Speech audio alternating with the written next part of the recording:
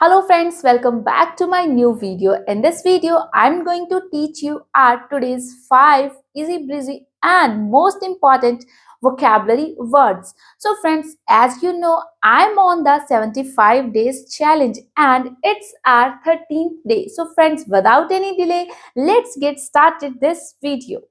So, our first word is freak. What do you mean by freak? Freak means unusual person or thing जो कि बहुत ही ज़्यादा आम ना हो.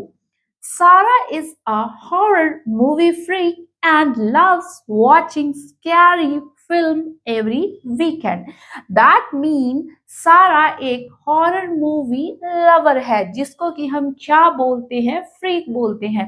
सब लोगों को हॉरर मूवीज पसंद नहीं होती, तो कुछ ही लोग होते हैं जिसको कोई चीज बहुत ज्यादा पसंद हो, उसको हम बोलते हैं freak. Sara is a horror movie freak and loves watching scary film, यानी कि वह डरावनी फिल्में देखना पसंद करती है every weekend. Every weekend means हर हफ्ते.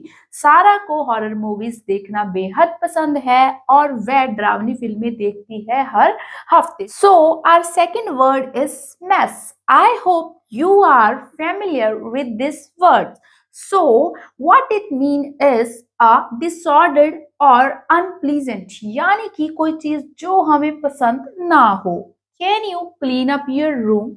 क्या तुम अपना रूम साफ कर सकते हो? It's such a mess with clothes scattered all over the room. यानी कि ये बहुत ही गंदा है. इसके ऊपर जो फ्लोर के ऊपर कपड़े इधर उधर बिखरे हुए हैं, तो क्या तुम इस कमरे को साफ कर सकते हो? मैस मीन्स होता है गंदा. तो our third word is scoundrels. What do you mean by scoundrels? Scoundrels means a man who behave very badly towards other people. यानी कि दुष्ट आत्मा. कुछ लोग होते हैं ना जिनको दूसरों को तंग करने में मजा आता है और वो बहुत ज्यादा तंग करते भी हैं, तो उनको क्या बोला जाता है? स्काउंड्रल्स. अब सेंटेंस करते हैं. The local reporter exposed a network of political scoundrels involved in a corruption. यानी कि लोकल रिपोर्टर ने भ्रष्टाचार में लिप्त राजनीतिक बदमाशों का पर्दाफाश कर दिया. So, our fourth word is irritate. What does it mean?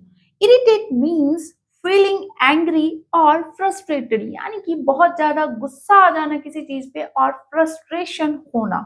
Loud chewing sounds irritates me. यानी कि चबाने की ऊंची आवाज मुझे इरिटेट करती है. Now we are going to move on our fifth word, which is vivid.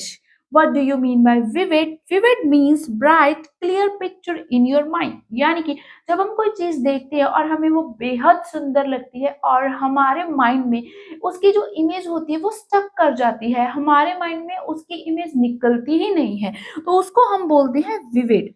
I love the vivid color combination of that painting. यानी कि उस पेंटिंग का जो विविड कलर कॉम्बिनेशन है वो मुझे बेहद पसंद आया. सो अब हम हमारे दो फ्रेजेस की बात कर लें. Our first phrase is devil's advocate. ये मुझे काफी इंटरेस्टिंग लगा और इजी टू रिमेम्बर भी है.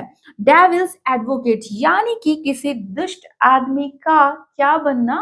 Advocate.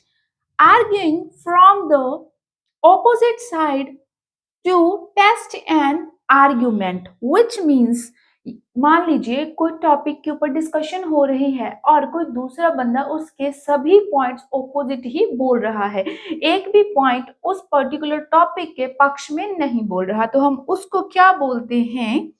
Devil's advocate. It's essential to have someone play devil's advocate in brainstorming sessions to explore all perspectives. यानी कि ये बेहद जरूरी है किसी का डेविल्स एडवोकेट की तरह रोल प्ले करना. किसमें जरूरी है? इन ब्रेनस्टॉर्मिंग सेशन. जब हम ब्रेनस्टॉर्मिंग करते हैं उसमें ये काफी जरूरी है. So that to explore all perspective, यानी कि उस मुद्दे की हम तह तक और उसके सभी जो रास्ते हैं कि किस किस तरीके से कोई पार्टिकुलर चीज हो सकती है ताकि हम उसको एक्सप्लोर कर सकें. It's essential to have someone play devil's advocate in brainstorming sessions to explore all perspectives of that particular topic or of that particular talk or idea. So, our second phrase is don't judge a book by its cover. So, it's your work because you have to comment in the comment section what it means. Don't judge a book by its cover. I hope most of you who are watching this video are familiar with this phrase because most of the time we are habitual to use this phrase, which is don't judge a book by its cover. So you have to comment its meaning with sentence in the comment section below. So friends, I hope you liked my videos, and if you really like my content, then please don't forget to hit the bell icon, subscribe my channel, and I'll meet you in the next one. So bye bye.